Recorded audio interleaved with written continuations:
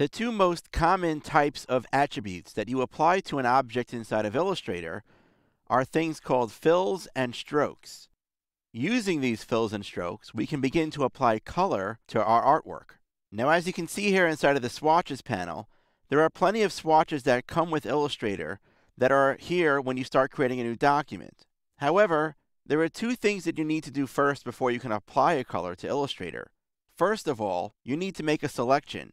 Right now, I don't have any artwork selected, so clicking a color won't do me any good.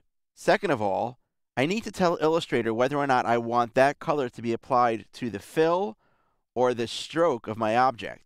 Let's take a look at the Tools panel down over here, and right here at the bottom part of it is something which we call the Fill and Stroke Indicator.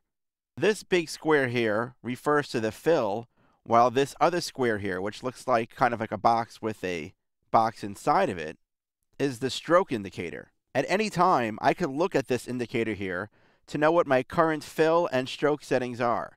In other words, right now, if I were to start drawing a new object, that new object would take on an attribute of a fill of none and a stroke of black. This fill and stroke indicator can also be seen here inside of the color panel. The way that it works is, if I want to now apply a color to the fill of an object, I would click on the fill indicator to make sure it's currently in the front. That means that right now the fill is targeted. If I now choose a color, that color would be applied to the fill. However, if I click on the stroke indicator, notice that right now the stroke indicator comes to the front, letting me know that right now it's active or it's in focus. And with the stroke indicator in focus, whenever I choose a color, that color gets applied to the stroke. It's best to memorize the keyboard shortcut X on your keyboard, which when you hit it, toggles the focus between the fill and the stroke. Notice that each time I hit the X key on my keyboard, I'm now bringing the fill into focus. Tapping it again brings the stroke into focus. Well, for now, I'm going to make sure that I hit the X key to bring the fill into focus. Next, I'm going to click on this middle flower here to select it. Note that since the object right now is filled with none, I can click on the inner part of the region here because there's no fill selected. So I need to click on the path in this case in order to select the object. If I want to fill it with a color, say a light blue for example, I can come here to the swatches panel and click on this swatch right here to fill it with that color. If I wanted to change the stroke color to be something like red for example, I would hit the X key on my keyboard to bring the stroke now into focus, and now I would choose the red swatch.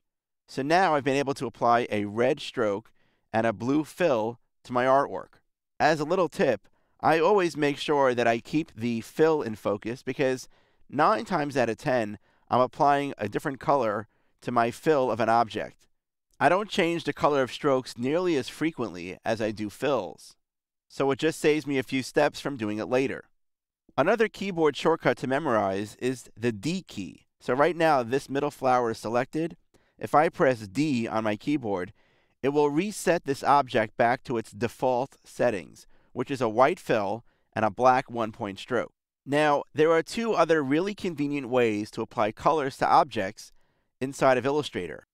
If I go ahead now and I select this flower right here, I can go directly here to the control panel at the top of my screen, and I see two indicators here. The one on the left refers to the fill, the one on the right refers to the stroke. What's really great about these two indicators is that I don't need to worry about my fill or stroke being in focus. Because there are separate indicators for each one, I can apply a fill and a stroke color independently at any time. Let me demonstrate what I mean. You can see that right now the fill is currently in focus. But if I wanted to change the stroke or the color right now of this object to be red, I can click on the stroke indicator right here and choose red. Even though my fill is still in focus, I was able to successfully change the black here to red. I was able to do that because this indicator refers specifically only to the stroke.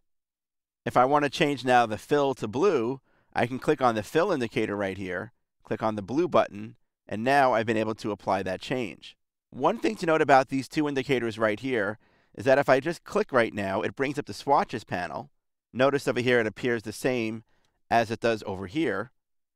But if I also click and I hold down the Shift key while doing so, it brings up the color panel, which is similar to what I see right here. In other words, if you really want to save space, You don't necessarily need to have these panels open all the time. They're always immediately available directly here from the control panel. Another place to get these two indicators is through the Appearance panel. So I have the Appearance panel here. I'm just going to click and drag it out on the top of the screen so it's easier to see. Where it says Stroke and Fill, notice there's a little square that indicates what the colors are for those attributes. But I can also click on them to turn them into a widget which I can click on to bring up either the swatches panel or shift click on it to bring up the color panel. So now we know how to apply color to objects inside of Illustrator. We apply colors not really to the objects, but to the fills and strokes of those objects. Now, until now, we've been applying colors to objects, and those colors already existed inside of Illustrator. What about if you want to create your own colors? Well, we're going to cover that in the next movie.